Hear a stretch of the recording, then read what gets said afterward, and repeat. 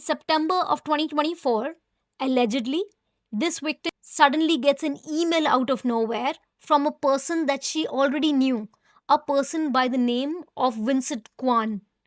And he informs her that unfortunately, Dr. Rohit Oberoi is dead.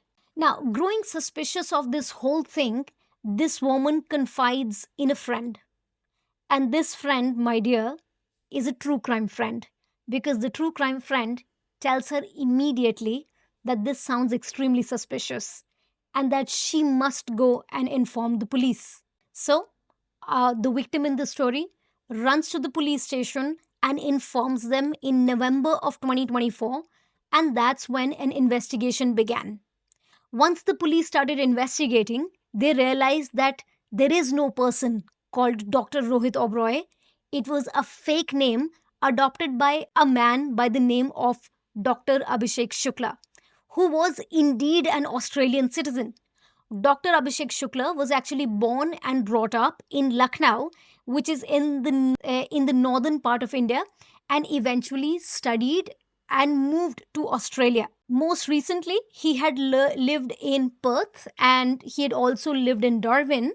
And he was not just any ordinary person, he had actually even received a PhD in Australia and was now a naturalized citizen. He had actually spent a lot of his time in Singapore, in India, and also in Australia. So, some of the things that this man was telling us, our victim, was actually correct. According to the publicly available information that I could glean from the universities where he had studied, it did say that he had indeed acquired a PhD, and he was currently working as a professor at Charles Darwin University in Darwin.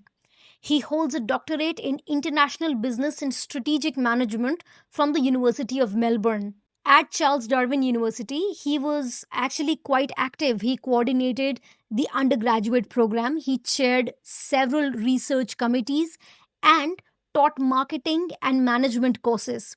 He also published his academic works in international journals, and some of his works can be found in these kind of journals, where the ones that I looked at were basically talking about the internationalization of small businesses. Beyond academia, Dr. Abhishek Shukla actually had an eclectic sort of personality. He was not just your run of the mill professor, he was also an inventor, a filmmaker, and an entrepreneur.